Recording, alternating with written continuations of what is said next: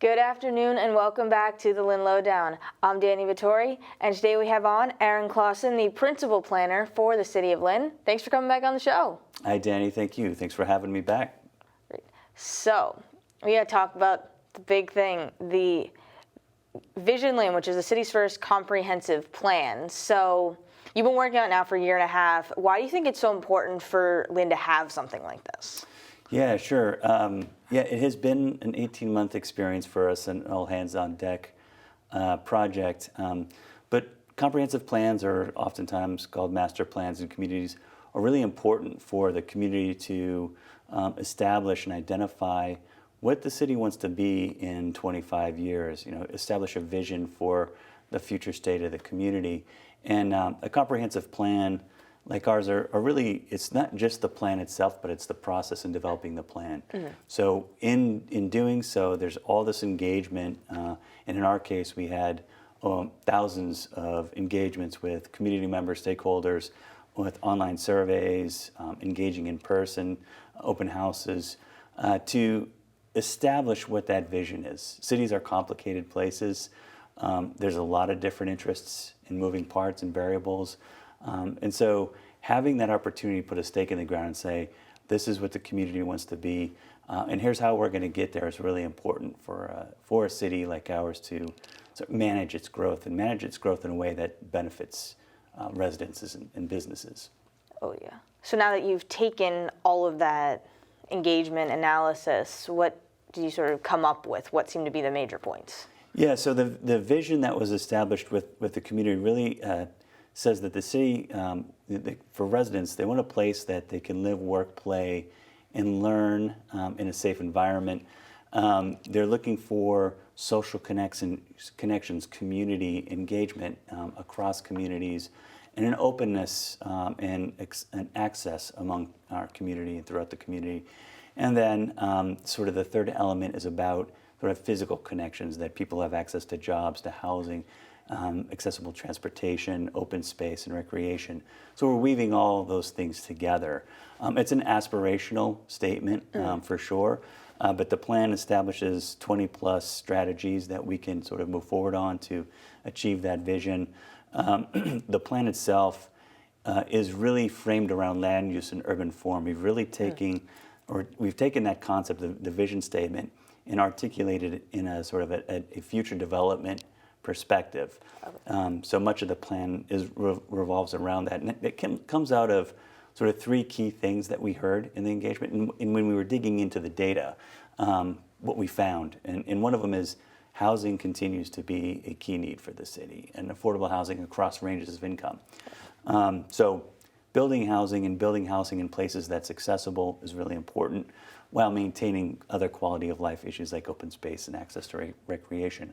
The second thing we heard from the community, and it was also borne out in the data, was that there's a need to provide more and better access to jobs and economic opportunity within the community. So how do we do that? We help by growing more jobs, commercial and industrial base in the city, so that people have options and have options to do that within the city without traveling outside of the city. And then the third one, it wasn't really a direct comment that we heard from the community, but in the engagement we hear a lot about improved schools, improved open space and parks and recreation, improved transportation, public safety and services that the city typically provides, any city in the Commonwealth would provide. But what we found is that our tax base is imbalanced. It is too sort of focused on housing. And so that as we think about future development, we need to rebalance that and ensure that we're attracting more commercial and industrial.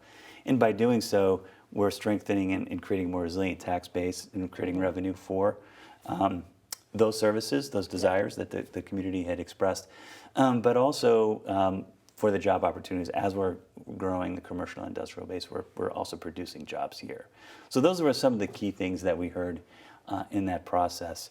And I would just say, the plan then lays out a short-term implementation strategy, not a huge laundry list of things the city can do, but very targeted and specific, so that we can start moving immediately towards meeting those objectives. and both the city council and the planning board unanimously voted to approve the plan. So clearly, you really adopted what the community wants doing that. Yeah, no, and I appreciate you bringing that up. I mean, I think for me, in the planning department, working closely with Lauren Drago on this, we really wanted to make sure that the process was collaborative. I mean, from the beginning, we had a 30-person advisory committee and helping us understand how do we engage the community the best way, help us driving that engagement.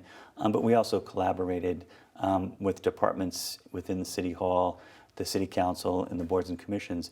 We wanted it to feel like they were vested in the plan. So yes, at the end of June, we had both unanimous approvals from the council and the planning board. So that's gratifying. But I think it's important because it shows that the document, the plan itself as a policy document, has political support. And that's really the critical piece for implementation. Yeah, definitely. And the plan itself, you said it's roughly 20, 25 years. That's a long time to look out. But you were mentioning there's some immediate specific actions that the plan can start pretty much almost like right now. Yeah, You were mentioning. absolutely. There are in the way we approach the implementation plan, we broke that out in a series of sections that were based on infrastructure. So transportation infrastructure, utilities, open space, et cetera. In the plan itself, we really sort of articulated ongoing work because it's important to acknowledge the work that's been going on in the city for years and acknowledge how that can support what the plan is trying to achieve. And it's important so that we're continuing to do that work and implement that work. But it also identified a number of things that we can do immediately. So some of them that I can just sort of highlight, zoning reform was mentioned as a sort of key next step. And so since the plan is really focused around future development and land use, zoning codes, ordinances which dictate what can be done on a property, what kind of uses can be allowed, how dense those uses can be, sort of the shape and design. Our zoning code is very old and outdated. It's not unique to Lynn. It's a common thing in the Commonwealth. But given that we've gone through this effort and articulated a land use and urban forum sort of framework, the next step is to take and create a zoning code that aligns with that and really carries out that objective. So that's a key first step. Some others we identified in the plan that are sort of ongoing efforts. So continuing to build affordable housing as we also welcome in new market rate housing, coastal resiliency, how do we make our shorelines more resilient to sea level rise,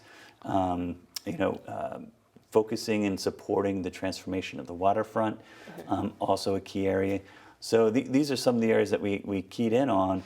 And so one of the things I can talk about is we submitted an application for funding to the state economic and housing and economic development secretariat to support with what we call a zoning reform. This would be a complete rewrite.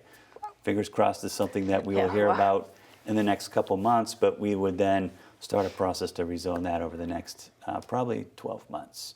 So that's sort of a big activity that we can do together. The other one is the waterfront transformation. I mentioned that we identified priority development areas in the city, and we sort of categorize them by sort of a transformed district and an enhanced district. The idea being that in a transformed district, we're intentionally trying to create change that on the other end of that effort, it's going to be a completely different place. And the waterfront's the best example of that. Taking sort of a post-industrial, auto-oriented waterfront and making it more accessible, walkable, where we got jobs, we got activity, housing, et cetera. So we're continuing that work that's been sort of laid, probably starting in 2017, with the South Harbor implementation plan. And so it's taking the vision that was created with the waterfront master plan that was completed around 2019 and expanding that geographically to look at everything from the Saugus River to Blossom Street, along the waterfront. So the former Gearworks site, the Lynn Mart site that's under construction now, Yep. and that whole area, and dig in a little bit deeper to think about what are the infrastructure improvements that we need to facilitate that transformation, and dig in a little bit deeper in terms of street networks and land uses and the type of buildings that we want to achieve that land use framework we talked about, that introduces a mix of housing with job opportunities. Yeah. That can feed into a number of different things. It's literal investment in roadways, Yeah. transit, working with MBTA and MassDOT to make sure we're eventually getting the full access to the Riverworks commuter rail station. And that work can also inform the zoning code amendment too. So how do we design that? So that's work that we're kicking off right now. I expect we'll have some engagement with the community later this fall, looking at some scenarios, getting feedback, and it's a really relatively quick hit, but it's something that we're hoping to have a plan completed by next spring. Yeah, you just keep going. Yeah, well, the comprehensive plan is the beginning, not the end. Oh, yeah, definitely. There are plenty of plans that go on the shelf and nothing happens. That is the last thing that we wanted.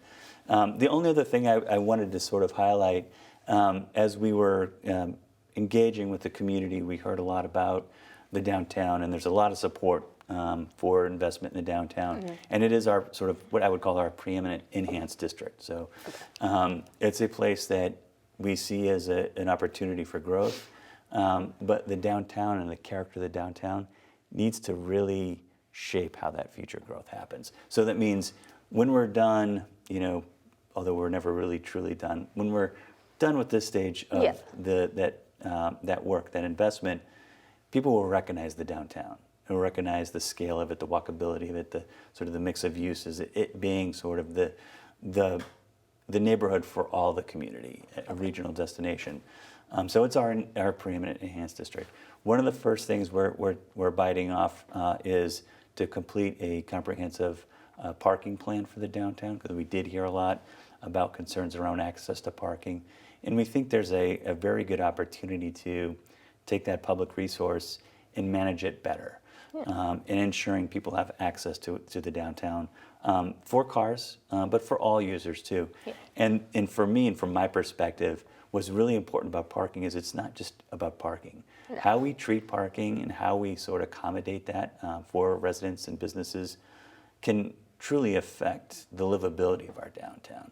So just a parking garage on the main street is not the best thing.